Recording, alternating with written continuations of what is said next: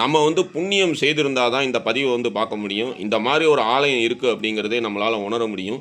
புண்ணியம் செய்தவர்கள் மட்டுமே, பிராப்தம் இருக்கக்கூடியவர்கள் மட்டுமே, நமக்கு வந்து மறுபிறவி இல்லை அப்படின்னு சொல்லி தலையெழுத்து இருக்கக்கூடியவர்கள் மட்டுமே இந்த தலத்துக்குள்ளார சென்று இங்கே அருள் பாலிக்கக்கூடிய சர்க்குணேஸ்வரர் வந்து தரிசனம் பண்ண முடியும். இந்த ஊரோட பேர் வந்து பார்த்தோம் அப்படின்னா கருவிழி குட்டிட்டை அப்படின்னு சொல்லி அழைக்கப்படுது. கருவிழி அப்படின்னா மீண்டும் வந்து கருவில் வந்து நம்ம வந்து பிறக்க போகிறது இல்லை அப்படின்னு அர்த்தம். கருனா கரு, விழி அப்படின்னா இல்லைன்னு அர்த்தம். இந்த தலத்தோட மண்ணை மிதித்து இங்கே இருக்கக்கூடிய இறைவனை வந்து யார் தரிசனம் செய்கிறாங்களோ அவங்க வந்து மீண்டும் ஒரு தாயோட கருவில் வந்து பிறக்க மாட்டாங்க.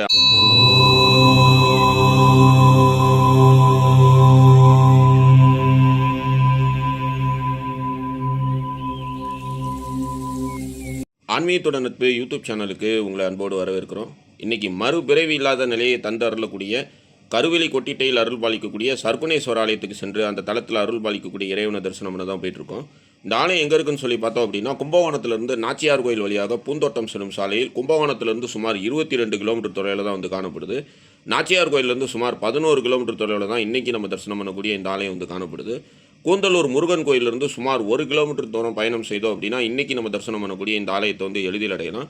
கும்பகோணத்திலிருந்து பூந்தோட்டம் செல்லும் பேருந்தில் பயணம் செய்து கூந்தலூருக்கு அடுத்ததாக இருக்கக்கூடிய அந்த பேருந்து நிறுத்தத்தில் இறங்கி அங்கேருந்து 1 கிலோமீட்டர் வந்து நடந்து சென்றோம் அப்படின்னா இன்றைக்கி நம்ம தரிசனம் பண்ணக்கூடிய கருவிலை கொட்டிட்டையில் அருள் பாலிக்கக்கூடிய சர்க்குணேஸ்வர ஆலயத்தை வந்து நம்ம வந்து எளிதில் அடையலாம். இப்போ வந்து நம்ம வந்து ஆலயம் இருக்கக்கூடிய பகுதிக்கு வந்துட்டோம்.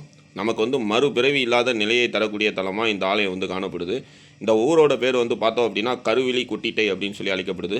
கருவிழி அப்படின்னா மீண்டும் வந்து கருவில் வந்து நம்ம வந்து பிறக்க போகிறது இல்லை அப்படின்னு அர்த்தம். கருனா கரு, விழி அப்படின்னா இல்லைன்னு அர்த்தம். இந்த தலத்தோட மண்ணை மிதித்து இங்கே இருக்கக்கூடிய இறைவனை வந்து யார் தரிசனம் செய்கிறாங்களோ அவங்க வந்து மீண்டும் ஒரு தாயோட கருவில் வந்து பிறக்க மாட்டாங்க. அவங்களுக்கு வந்து முக்தி அப்படிங்கிறது இந்த ஆலயம் வந்து சென்ற பக்தர்களோட அசைக்க முடியாத நம்பிக்கையாக காணப்படுது. எப்படி தேப்பெருமாநல்லூர் தலத்துக்கு வந்து மறுபிறவி இல்லாதவர்கள் மட்டும்தான் செல்ல முடியுமோ அதே மாதிரி இந்த கருவிழி தலத்துக்கும் பார்த்தோம் அப்படின்னா மறுபிறவி இல்லாதவர்கள் தான் செல்ல முடியும். நம்ம வந்து புண்ணியம் செய்திருந்தால் தான் இந்த பதிவை வந்து பார்க்க முடியும். இந்த மாதிரி ஒரு ஆலயம் இருக்குது அப்படிங்கிறதே நம்மளால் உணர முடியும். புண்ணியம் செய்தவர்கள் மட்டுமே, பிராப்தம் இருக்கக்கூடியவர்கள் மட்டுமே, நமக்கு வந்து மறுபிறவி இல்லை அப்படின்னு சொல்லி தலையெழுத்து இருக்கக்கூடியவர்கள் மட்டுமே இந்த தலத்துக்குள்ளார சென்று இங்கே அருள் பாலிக்கக்கூடிய சர்க்குணேஸ்வரர் வந்து தரிசனம் பண்ண முடியும். நீங்களே இந்த ஆலயத்துக்குள்ளார சென்று சாமி தரிசனம் பண்ணிங்கன்னா எப்படி இருக்குமோ அது மாதிரி தான் இந்த காணொலியானது அமைக்கப்பட்டிருக்கு. நீங்கள் நம்ம சேனலில் சப்ஸ்கிரைப் பண்ணாமல் பார்த்துட்டீங்கன்னா மறக்காமல் நம்ம சேனலை வந்து சப்ஸ்கிரைப் பண்ணிக்கிங்க. அப்படியே பக்கத்தில் இருக்கக்கூடிய பெல் ஐக்கானை வந்து கிளிக் பண்ணிக்கிங்க. அப்போ தான் நம்ம போடுற இந்த மாதிரி ஆலயம் சம்மந்தமான பதிவுலாம் உங்களுக்கு நோட்டிஃபிகேஷனாக கிடைக்கும். நீங்கள் நம்ம சேனலுக்கு எதாவது சப்போர்ட் பண்ணணும்னு வச்சிங்கன்னா கீழே தேங்க்ஸ் பட்டன் இருக்குது, டிஸ்கிரிப்ஷனில் வந்து பே லிங்க்ஸ் இருக்குது. ஜாயின் பட்டன் அழுத்தி நம்ம சேனலில் வந்து மெம்பராக ஜாயின் பண்ணுங்கள். வாங்க இந்த தலத்துக்குள்ளார சென்று இங்கே அருள் பாலிக்கக்கூடிய மூலவர் வந்து தரிசனம் பண்ணலாம். ஆலயத்துக்குள்ளார வந்தோடனே நந்தி பவன் மட்டும்தான் காணப்படுவார். முக்தி தரக்கூடிய தலம் அப்படிங்கிறதுனால இந்த ஆலயத்தில் பார்த்தோம் அப்படின்னா கொடிமரம் மற்றும் நவகரங்கள் வந்து கிடையாது. இந்த தலத்துக்குள்ளார வந்து வழிபாடு செய்கிறதுக்கு வந்து நமக்கு வந்து கொடிமரம் கூட நமக்கு வந்து இடையூறாக இருக்காது அப்படிங்கிறதுக்கு ஒரு சாட்சியாக காணப்படுது. நந்தி பவானை தரிசனம் பண்ணிவிட்டு நந்தி பவன்கிட்ட அனுமதி வாங்கிட்டு இந்த தலத்துக்குள்ளார சென்று இங்கே அருள் பாலிக்கக்கூடிய மூலவர் சர்க்குணேஸ்வரர் வந்து நம்ம வந்து தரிசனம் பண்ணிடலாம். சாமி அம்பாள் இருவருக்கும் வந்து திருமணம் நடைபெற்ற தலம் அப்படிங்கிறதுனால இந்த தலத்தில் வந்து வழிபாடு செய்யும் பொழுது எவ்வளோ கொடிய திருமண தடைகள் இருந்தாலும் நம்மை விட்டு நீங்கும். மேலும் வந்து இந்த தலத்தில் இருக்கக்கூடிய சாமி அம்பாள் இருவரையும் வழிபாடு செய்யும் பொழுது பிரிந்த கணவன் மனைவி ஒன்று சேர்ந்து வாழக்கூடிய அமைப்பு கிடைக்கும். கணவன் மனைவிக்குள்ளார கருத்து வேறுபாடு ஏற்படுது அப்படின்னா இந்த தலத்தில் வந்து வழிபாடு செய்யலாம். ஆலயத்துக்குள்ளார வந்தோடனே இடதுபுறம் பார்த்தோம் அப்படின்னா ஒரு பதாகை வைக்கப்பட்டிருக்கு. இந்த பதாகையில் வந்து இந்த ஆலயத்தோட தல வரலாறுலாம் வந்து எழுதப்பட்டிருக்கு. இப்போ வந்து இந்த தலத்துக்குள்ளார சென்று இங்கே அருள் பாலிக்கக்கூடிய மூலவரை வந்து தரிசனம் பண்ணிவிட்டு ஆலயத்தோட பிரகாரங்களை வள வரும்போது இந்த ஆலயத்தோட தல வரலாறு சிறப்புகள் இங்கே வந்து வழிபாடு செய்கிறதுனால என்ன பலன் அப்படிங்கிறதெல்லாம் பார்க்கலாம். இப்போ வந்து இந்த பதாகையில் இருக்கக்கூடிய அந்த தகவல்கள்லாம் வந்து பார்த்துட்டு இந்த தலத்துக்குள்ளார சென்று இங்கே அருள் பாலிக்கக்கூடிய மூலவர் வந்து தரிசனம் பண்ணிடலாம். இந்த தலத்தில் அருள் பாலிக்கக்கூடிய மூலவரோட திருநாமம் சர்க்குணேஸ்வரர் என்றும் அம்பாலோட திருநாமம் சர்வாங்க நாயகி அப்படின்னு சொல்லி அழைக்கப்படுறாங்க. அதாவது வந்து உலகில் உள்ள அனைத்து அழகுகளையும் வந்து ஒருங்கே அமையப்பெற்ற அம்பாள் அப்படிங்கிறது பொருள். ஆலயத்துக்குள்ளார வந்தோடனே இடதுபுறம் பார்த்தோம் அப்படின்னா விநாயகர் வந்து அருள் பாலிக்கிறாரு. விநாயகரை வந்து தரிசனம் பண்ணிக்கிறோம். இன்றைக்கி நமக்கு இந்த ஆலயத்தில் நல்லபடியாக தரிசனம் அமையணும் அப்படின்னு சொல்லி விநாயகரை வந்து வழிபாடு செய்துக்கிறோம். வலதுபுறம் பார்த்தோம் அப்படின்னா முருகபெருமான் வந்து அருள் பாலிக்கிறாரு. முருகபெருமானையும் வந்து தரிசனம் பண்ணிக்கிறோம். முருகனை வந்து எல்லோரும் நல்லா தரிசனம் பண்ணிக்கிங்க. விநாயகர் மற்றும் முருகனை தரிசனம் பண்ண பிறகு இந்த தலத்துக்குள்ளார சென்று மூலவர் வந்து தரிசனம் பண்ணலாம். இவர் தான் இந்த தலத்தில் அருள் பாலிக்கக்கூடிய மூலவர் சர்க்குணேஸ்வரர். சர்க்குண மன்னன் தனக்கு ஏற்பட்ட சாபம் நீங்கள் வழிபாடு செய்ததுனால இந்த தலத்தில் இருக்கக்கூடிய இறைவனோட திருநாமம் சர்க்குணேஸ்வரர் அப்படின்னு சொல்லி அழைக்கப்படுறாரு. சர்க்குணேஸ்வரரை வந்து இப்போ நம்ம நல்லா தரிசனம் பண்ணியாச்சு. இப்போ இந்த ஆலயத்தோட அர்ச்சகர் நமக்கு இந்த ஆலயத்தோட சிறப்புகள், வரலாறு, இங்கே வந்து வழிபாடு செய்கிறதுனால என்ன பலன் அப்படிங்கிறதெல்லாம் எடுத்துரைக்கிறாரு. வாங்க அவர் என்ன சொல்கிறாருன்னு கேட்டுட்டு ஆலயத்தோட பிரகாரங்களை வலம் வரும்போது மேலும் இந்த ஆலயத்தோட சிறப்புகள்லாம் நம்ம வந்து பார்க்கலாம். ஆன்மீகத்துடன் நட்பு யூடியூப் சேனல் சார்பாக உருவாகியுள்ள மீனா வைஷ்ணவி தேவி டூர்ஸின் ஆன்மீக யாத்திரையில் வருகின்ற 12/7/2026 ஞாயிற்றுக்கிழமை நாம் தரிசனம் செய்கின்ற அந்த ஆலயங்களை பற்றி பார்க்கலாம். வருகின்ற 12/7/2026 ஞாயிற்றுக்கிழமை காலை 6 மணிக்கு திருச்சி ரயில் நிலையத்திலிருந்து இந்த ஆன்மீக யாத்திரை தொடங்கி துக்காட்சியில் அருள் பாலிக்கக்கூடிய ஆபத் சகாயேஸ்வரர் ஆலயம், கூந்தல்லூர் முருகன் கோயில், மறுபிறவி இல்லாதவர்கள் வந்து வழிபாடு செய்ய வேண்டிய கருவேலி சர்க்குணேஸ்வர ஆலயம், திலதரப்புணபுரியில் அருள் பாலிக்கக்கூடிய ஆதி விநாயகர் கோயில், விநாயகர் வந்து மனித முகத்தோடு அருள் பாலிக்கக்கூடிய தலம், கடகம்பாடி வைஷ்ணவி கோயில், அதன் பிறகு பார்த்தோம் அப்படின்னா வியாபார அபிவிருத்தி தலம் ஐயன்பேட்டையில் அருள் பாலிக்கக்கூடிய சுந்தரேஸ்வரர் ஆலயம், சனி பகவான் மற்றும் யமன் பிறந்த கொடியலூர் பூந்தோட்டத்தில் அருள் பாலிக்கக்கூடிய ராசி மண்டல குரு பகவான் கோயில் அப்படின்னு சொல்லி 8 ஆலயங்களை வந்து இந்த ஆன்மீக யாத்திரையில் வந்து நாம் தரிசனம் செய்ய இருக்கின்றோம். இந்த ஒரு நாள் ஆன்மீக யாத்திரைக்கான பயண கட்டணம் ரூபாய் 2000. சுற்றி பார்க்க ஏசி வேன் வசதி, காலை உணவு, மதிய உணவு, மாலை டீ அல்லது காஃபி வந்து வழங்கப்படும். இந்த யாத்திரையில் கலந்துக்கணும் அப்படின்னு சொல்லி நினைக்கக்கூடிய அன்பர்கள் 9655896987 அப்படிங்கிற இந்த ஜிபேனில் இந்த யாத்திரைக்கான பயண கட்டணம் ரூபாய் 2000 செலுத்தி இந்த யாத்திரையில் வந்து கலந்து கொள்ளலாம். மிக குறைந்த இடங்களில் வந்து உங்களோட இருக்கையை முன்பதிவு செய்து கொள்ள ஸ்க்ரீனில் இருக்கக்கூடிய இந்த தொலைபேசி எண்ணை வந்து தொடர்பு கொள்ளவும். ஸ்ரீ குருப்யோ நம. ஹரி ஓம். சபாப்ய சபாபதிப்யோ நம.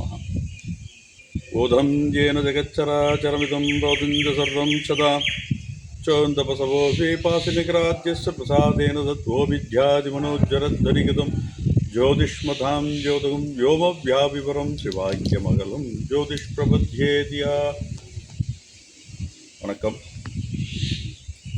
இது கருவிலி அப்படின்னு பேச்சு வழக்கில் சொல்லக்கூடிய ஸ்தலம். இங்கே சுவாமி பேர் சத்குணேஸ்வரர், அம்பாள் பேர் சர்வாங்க சுந்தரி. கும்பகோணத்திலிருந்து நாச்சியார் கோயில் டு இரவாஞ்சேரி போகிற வழியில் நாச்சியார் கோயிலிருந்து கூந்தலூர்லேருந்து இடது பக்கம் திருப்பி வந்தால் உள்ளுக்குள்ளே நேராக கோயில் வாசலுக்கே வந்துடலாம். இங்கே சுவாமி வந்து மூர்த்தி ஸ்தலம் தீர்த்தம்னு சொல்கிற மாதிரி சுவாமி வந்து யமதர்மராஜன் பூஜை பண்ணியிருக்கார். சத்குணேஸ்வரங்கிற சோழராஜா பூஜை பண்ணியிருக்கார்.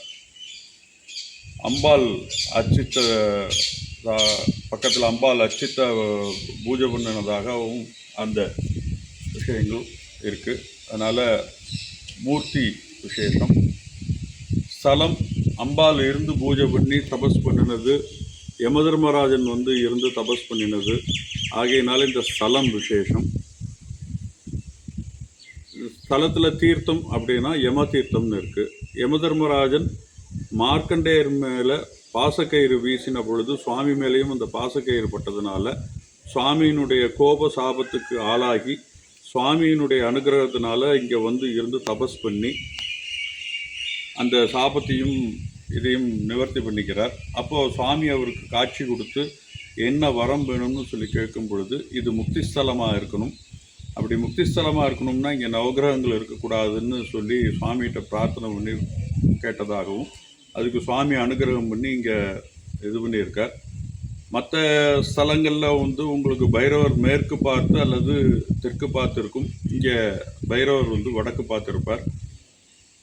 ரெண்டாவது அம்பாள் அர்ச்சித்தபுரம்னு சொல்லி இங்கேருந்து ஒரு 1/2 கிலோமீட்டர் தூரத்தில் ஒரு இடம் இருக்குது. அங்கே தான் அம்பாள் தபஸ் பண்ணினதாகவும், அதாவது அம்பாள் வந்து தாட்சாயினியாக தட்சனுடைய மகளாக தாட்சாயினியாக பிறந்து சுவாமி அம்பாளை சிறையெடுத்து கல்யாணம் பண்ணின்ற பொழுது சுவாமிக்கும் தட்சனுக்கும் ஏற்பட்ட விவாதங்களில் அம்பாள் கூட இருந்து செஞ்சு அந்த 2 பேருக்கும் சமாதானப்படுத்த முயன்று அது தோல்வியுற்று அதனால சுவாமி வந்து தட்சனை வீரபத்திரர் மூலமாக சம்ஹாரம் பண்ணி அந்த கோபத்தில் அம்பாள் வந்து சுவாமிகிட்ட சண்டை போட்டு பேசி விவாதங்கள் தர்க்கம் எல்லாம் பண்ணும் பொழுது சுவாமி வந்து பூலோகத்தில் அம்பாள் பிறந்ததுனால ஏற்பட்ட அந்த குணதோஷங்களை சுவாமி இருக்கிறார். எரித்து அதுக்கு பிறகு சுவாமி ருத்ரதாண்டவமாகி பிரளயம் நடந்து அந்த பிரளயத்துக்கு பிறகு பிரம்மா விஷ்ணு இந்திராதி தேவர்கள் ரிஷிகள் முனிவர்கள்லாம் சுவாமியை சாந்தப்படுத்தி மறுபடியும் சுவாமியும் அம்பாலையும் சேர்த்து வைக்கிறாங்க. சேர்த்து வச்சு இது பண்ணும்பொழுது சுவாமிக்கும் அம்பாளுக்கும் ஒரு அந்யோன்ய பாவம் இல்லாமல் இருந்ததுனால சுவாமி வந்து அம்பாலை பூலோகத்துக்கு போய் நீ தபஸ் பண்ணி மறுபடியும் அந்த பக்குவத்தோடு வரணும் அப்படின்னு சொல்லி சுவாமி ஆக்கியப்படுத்துகிறார். அப்படி ஆக்கியப்படுத்தி அம்பாள் வந்து இருந்து பூஜை பண்ணின இடம் இங்கேருந்து ஒரு 1/2 கிலோமீட்டரில் அம்பாச்சிபுரம், அம்பாள் அச்சித்தபுரம்னு பேர். அது பேச்சு வழக்கில் அம்பாச்சிபுரம்னு சொல்லுவாங்க. அங்கே அம்பாள் தபஸ் பண்ணி சுவாமியை பூஜை பண்ணி எல்லாம் பண்ணியிருக்காங்க. அங்கே இது பண்ணது சுவாமி இந்த இடத்துல காட்சி கொடுத்துருக்கார். காட்சி கொடுத்து என்ன வரம் வேணும்னு சொல்லி கேட்கும் பொழுது, திருமணத்தடை ஏற்படக்கூடியவங்களுக்கு, பூலோகத்தில் திருமணத்தடை ஏற்படக்கூடியவங்களுக்கு இங்கே வந்து வாசன புஷ்பங்கள்னால எனக்கு வலது கையில் அதாவது அபயஹஸ்தத்தில் வந்து கங்கணம், வலது கையில் வாசனாதி புஷ்பங்கள்னால எனக்கு கங்கணம் கட்டி 9 தீபம் ஏற்றி சுவாமிக்கும் எனக்கும் அர்ச்சனை பண்ணி இது பண்ணினால் அந்த திருமண தடையை வந்து நிவர்த்தி செய்து கொடுக்கணும்னு சொல்லி சாமிகிட்ட கேட்டதாகவும் சுவாமி அதுக்கு அனுகிரகம் பண்ணியிருக்கார். அதே மாதிரி எப்படி சுவாமிக்கும் அம்பாளுக்கும் ஒரு அந்யோன்ய பாவம் இல்லாமல் ஒரு கொஞ்சம் அந்த ஒரு பிரிவு மாதிரியான சூழ்நிலை ஏற்பட்டதோ, அந்த மாதிரியான சூழ்நிலைகளில் பூலோகத்தில் இருக்கக்கூடியவங்களுக்கு கணவன் மனைவிக்குள்ளே கல்யாணம் நடந்து கணவன் மனைவிக்குள்ளே ஏற்படக்கூடிய கருத்து வேறுபாடுகள், சில சங்கடங்கள் இருக்குமானால் அந்த மாதிரியான தம்பதிகள் இங்கே வந்து இருந்து ஒரு சுவாமிக்கு அர்ச்சனை பண்ணி, அம்பாளுக்கு அர்ச்சனை பண்ணி, இந்த அம்பாள் சொன்ன பரிகாரத்தை பண்ணினால் அந்த பந்தத்தில் இருக்கக்கூடிய கருத்து வேறுபாடுகளும் மற்றதும் நீங்கி அவங்க சந்தோஷமாக அந்த பூலோகத்தில் இருப்பாங்க அப்படிங்கிறது சுவாமி அம்பாளுக்கு கொடுத்த வரம். அதனால் இது வந்து இங்கே திருமண தடைக்கும் திருமண பந்தத்தில் ஏற்படக்கூடிய கருத்து வேறுபாடுகளுக்கும் நிவர்த்தி ஸ்தலமாக இது இருக்குது. சத்குணேஸ்வரருங்கிற சோழராஜா பூஜை பண்ணதுனால சுவாமிக்கு சத்குணேஸ்வரர்னு பேர். யமதர்மராஜன் வந்து பூஜை பண்ணி தீர்த்தம் இது பண்ணதுனால மூர்த்தி ஸ்தலம் தீர்த்தம் 3மே இங்கே விசேஷமாக இருக்குது. எழுத்தாப்பில் யம தீர்த்தம்னு இருக்குது, கோவிலுக்கு எழுத்தாப்பில் தெப்பக்குளமாக யம தீர்த்தம்னு இருக்குது. இது முக்தி ஸ்தலத்தில் ஒன்று. இது காவிரி தென்கரையில் 63வது பாடல் பெற்ற ஸ்தலம். அப்பர் சுவாமிகள் பாடியிருக்கார். கோவிலில் அனைத்து சிவாலயத்தில் நடக்கக்கூடிய அனைத்து விசேஷங்களும் நம்ம இந்த கோவிலில் நடக்குது. கருவேலி கொட்டிட்டைன்னு தேவாரம் ஆரம்பிக்கும் பதியம். இங்கே வந்து சுவாமி வந்து பரதநாட்டியத்தில் கொடுகுட்டி நடனம்னு சொல்லக்கூடிய ஒரு நடனம், அது ஒரு வகை இருக்குது. அந்த நடனம் இங்கே ஆடியதாக ஐதீகம் உண்டு. இது கருவிழி அப்படின்னு சொன்னால், இலி அப்படின்னால் தமிழில் இல்லை அப்படிங்கிறது அர்த்தம். அப்போது கரு இனி இல்லை அப்படிங்கிறதுனால இந்த முக்திஸ்தலம்ங்கிறதுனால இனி கர்ப்பவாசம் இல்லை அப்படிங்கிறது பேச்சு வழக்கிலேயே அந்த ஊருக்கு பேராக வந்திருக்கு, முக்திஸ்தலம்ங்கிறதுனால. அதனால் பக்தர்கள் அனைவரும் வந்திருந்து இந்த சுவாமி அம்பாளை தரிசனம் பண்ணி அனைத்து செல்வங்களையும் பெற்று முக்தி பெறுமாறு அன்போடு கேட்டுக்கொள்கிறேன். ரொம்ப சிறப்பான முறையில் இந்த ஆலயத்தோட அர்ச்சகர் நமக்கு இந்த ஆலயத்தோட வரலாறு, சிறப்புகள், இங்கே வந்து வழிபாடு செய்கிறதுனால என்ன பலன் அப்படிங்கிறதெல்லாம் நமக்கு வந்து எடுத்து வச்சார். அது எல்லாத்தையுமே நம்ம வந்து நல்லா கேட்டுக்கிட்டோம். இப்போ இந்த ஆலயத்தோட பிரகாரங்களை வளம் வந்துக்கிட்டு இந்த ஆலயத்தோட சிறப்புகள்லாம் நம்ம வந்து பார்க்கலாம். தேவார பாடல் பெற்ற காவிரி தென்கரை தலங்களில் இன்றைக்கி நம்ம தரிசனம் பண்ணக்கூடிய இந்த ஆலயம் வந்து 63வது ஆலயமாக காணப்படுது. அதே மாதிரி தேவார பாடல் பெற்ற 274 சிவாலயங்களில் இன்றைக்கி நம்ம தரிசனம் பண்ணக்கூடிய இந்த ஆலயம் வந்து 126வது தலமாக காணப்படுது. இப்போ இந்த ஆலயத்தோட தல வரலாறு என்ன அப்படிங்கிறத வந்து கேட்டுக்கிட்டு இந்த ஆலயத்தோட பிரகாரங்களை வந்து வள வரலாம். ஒரு கெட்டவனுக்கு வந்து மகளாக பிறந்தோம் அப்படின்னா மறுபிறவி எடுக்கக்கூடிய நிலை வந்து கடவுளே ஆனாலும் வந்து வரும் அப்படிங்கிறது வந்து விதியாக வந்து காணப்படுது. அதை தான் இப்போ நம்ம வந்து பார்க்க போகிறோம். தக்ஷன் வந்து சிவபெருமானை வந்து மதியாமல் வந்து ஒரு யாகம் நடத்துகிறாரு. தனது கணவன் வந்து மதிக்கப்படாமல் வந்து தனது தந்தை வந்து யாகம் நடத்துறதை அறிந்து தாட்சியாயனி வந்து ரொம்ப வந்து கோவப்படுறாங்க. என்னோட தந்தைகிட்ட போய் நான் வந்து நியாயம் கேட்குறேன், உங்களை மதிக்காமல் அவங்க வந்து எப்படி வந்து இந்த யாகம் நடத்தலாம் அப்படின்னு சொல்லி சிவபெருமான்கிட்ட வந்து சொல்லிட்டு கிளம்புறதுக்கு போவாங்க.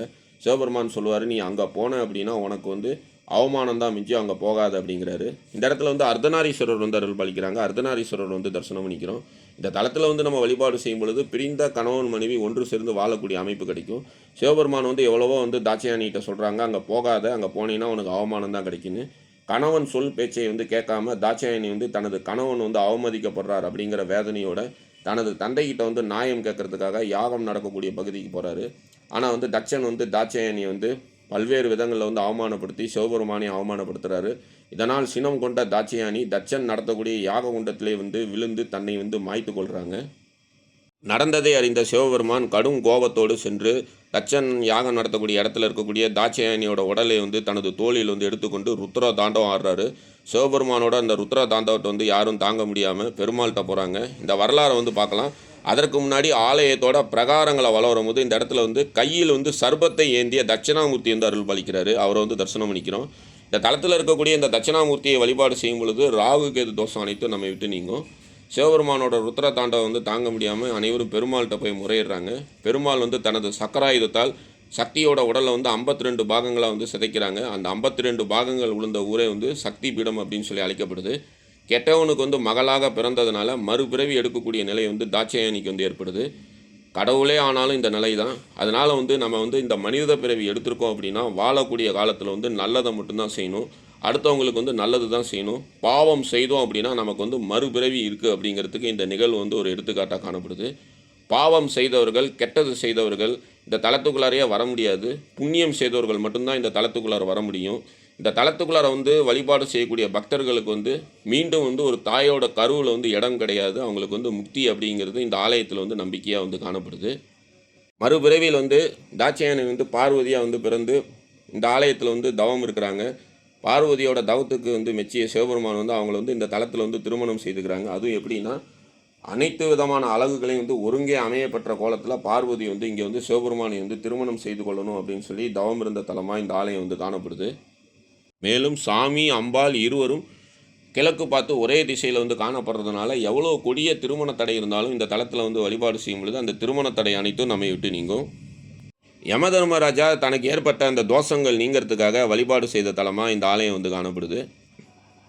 மார்கண்டேயனுக்கு வந்து ஆயில் முடிய போகுது அப்படிங்கிறதை உணர்ந்த யமதர்மராஜா மார்கண்டேயனோட ஆயிலை வந்து எடுக்கிறதுக்காக பாசகயிரோடு வந்து செல்வார். அப்பொழுது மார்கண்டேயன் வந்து தன்னை வந்து காக்கும்படி சிவபெருமானை வந்து கட்டி அணைத்த கோலத்தில் திருக்கடையூரில் வந்து அமர்ந்திருப்பார். அப்பொழுதும் மார்கண்டேயன் மேலே வந்து யமன் வந்து அந்த பாசக்கயிறை வீசும் பொழுது சிவலிங்கத்தின் மீது வந்து பாசக்கயிறு பற்றும். இதனால் சினம் கொண்ட சிவபெருமான் யமதர்மராஜாவை வந்து அந்த தலத்தில் வந்து சம்காரம் செய்திருவார். சிவபெருமானுக்கு வந்து தான் செய்த அந்த செயலுக்காக அதனால் ஏற்படக்கூடிய பாவங்கள் நீங்க யமதர்மராஜா வந்து பல்வேறு ஆலயங்களுக்கு சென்று வழிபாடு செய்தார்.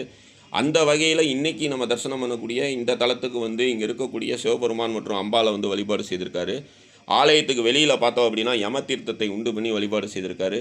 மேலும் வந்து சிவபெருமான் யமனுக்கு வந்து காட்சி அளிக்கும் பொழுது இந்த தலத்தில் வந்து யமதர்மராஜா வந்து இந்த மாதிரி வரம் வாங்கினார். யார் இந்த தலத்துக்கு வந்து உங்களையும் அம்பாலையும் தரிசனம் பண்ணுறாங்களோ அவங்களோட பாவங்கள் அனைத்தும் மன்னிக்கப்பட்டு அவங்களுக்கு வந்து மறுபிறவி வந்து இருக்கக்கூடாது அப்படிங்கிற வரத்தை வந்து இங்கே வந்து யமன் வாங்குறாரு. அதனால தான் கருவிழி கொட்டிட்டை தலத்தை வந்து வழிபாடு செய்யக்கூடிய பக்தர்களுக்கு வந்து மீண்டும் வந்து ஒரு தாயோட கருவில் வந்து இடம் இல்லை அப்படின்னு சொல்லப்படுது.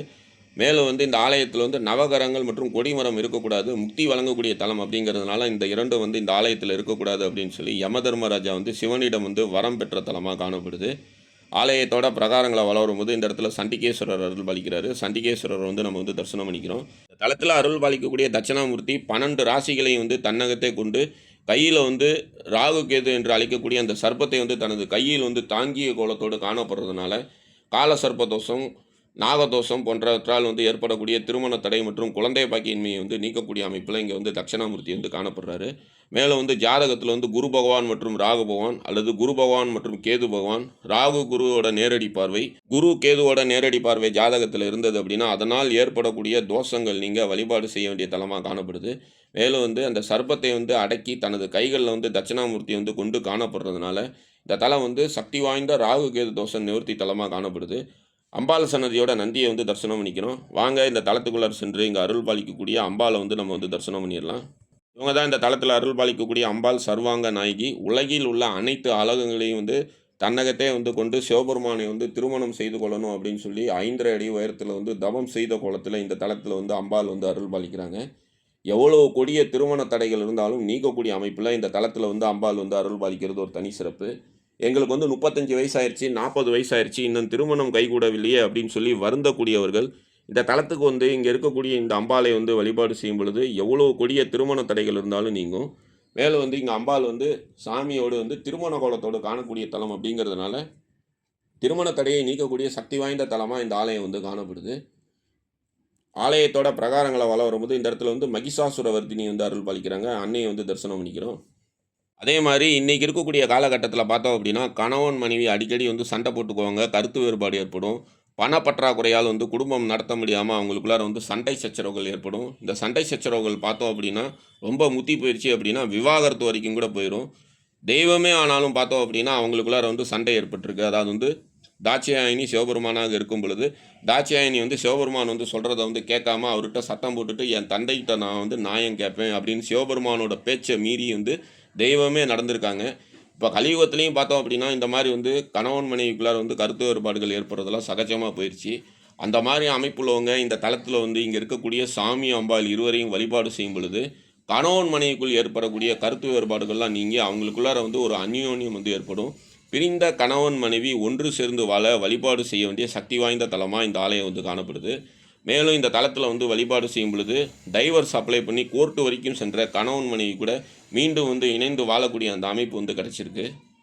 திருமண தடை மட்டும் கிடையாது, குழந்தை பாக்கியமின்மையால் பாதிக்கப்பட்டு அதனால் வந்து மருத்துவம் பார்க்குறோம், எங்களுக்கு வந்து 5 வருஷம் 10 வருஷம் ஆயிடுச்சு, எங்களுக்கு இன்னும் குழந்தை பாக்கியம் கிடைக்கவில்லை அப்படின்னு சொல்லி வருந்தக்கூடியவர்களும் இந்த தளத்தில் வந்து வழிபாடு செய்யலாம். சிவபெருமான் வந்து சக்தியை வந்து திருமணம் செய்து கொண்ட பிறகு கொட்டிட்டை நடனத்தை வந்து ஆடிய தலம் அப்படிங்கிறதுனால பரதநாட்டிய துறையில் வந்து சிறந்து விளங்கணும் அப்படின்னு சொல்லி நினைக்கக்கூடியவர்கள் சிவபெருமான் வந்து நடனம் புரிந்த இந்த தளத்தில் வந்து வழிபாடு செய்யும் பொழுது பரதநாட்டிய துறையில் வந்து சிறந்து விளங்கலாம். அதே மாதிரி பரதநாட்டிய வகுப்பு வந்து நடத்தக்கூடிய ஆசிரியர்களும் தங்கள் துறையில் வந்து சிறந்து விளங்க வழிபாடு செய்ய வேண்டிய தலமாக இந்த ஆலயம் வந்து காணப்படுது. நம்ம வந்து நினச்ச நேரம் இந்த தலத்துக்குள்ளே வர முடியாது. நம்ம வந்து புண்ணியம் பண்ணியிருந்து 7 ஜென்மத்திலையும் நம்ம செய்த பாவங்கள் நீங்கி நமக்கு வந்து ஒரு நல்ல காலம் பிறக்கணும், நமக்கு வந்து முக்தி கிடைக்கணும் அப்படின்னு தலையெழுத்து இருக்கக்கூடிய நேரத்தில் தான் இந்த தலத்துக்குள்ளார வந்து இங்கே இருக்கக்கூடிய மூலவர் வந்து தரிசனம் பண்ண முடியும்.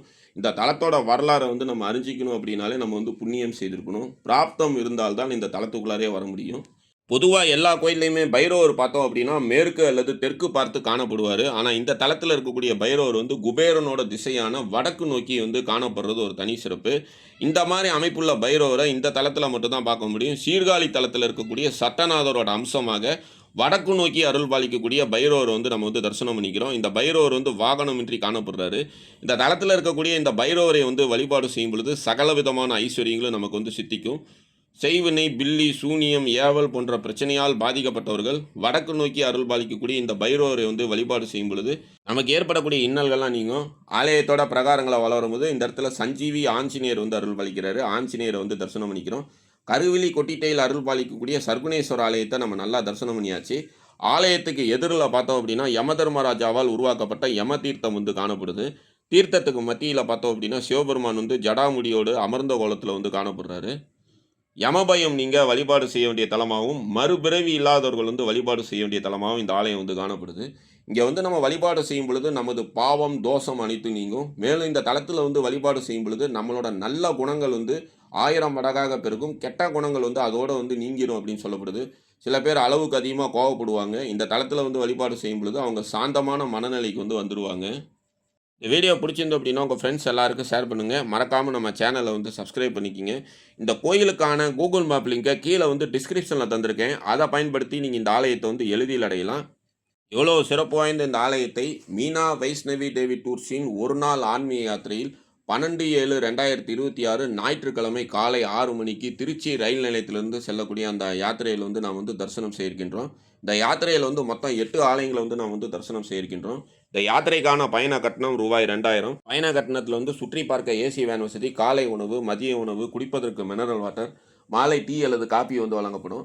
இந்த யாத்திரையில் கலந்துக்கணும் அப்படின்னு சொல்லி நினைக்கக்கூடியவர்கள் 9655896987 அப்படிங்கிற அந்த ஜிபே எண்ணில் இந்த யாத்திரைக்கான பயண கட்டணம் செலுத்தி இந்த யாத்திரையில் வந்து கலந்து கொள்ளலாம். மிக குறைந்த இடங்களே உள்ளன. உங்களுக்கான இருக்கைகளை முன்பதிவு செய்து கொள்ள டிஸ்கிரிப்ஷனில் இருக்கக்கூடிய மேலும் விவரங்களுக்கு அப்படிங்கிற இருக்கக்கூடிய அந்த தொலைபேசி எண்ணை தொடர்பு கொண்டு உங்களுக்கான இருக்கைகளை வந்து முன்பதிவு செய்து கொள்ளலாம். மறுபடியும் இதே மாதிரி சிறப்பு வாய்ந்த இன்னொரு ஆலயத்தில் நம்ம எல்லாரும் சந்திக்கலாம். நன்றி, வணக்கம்.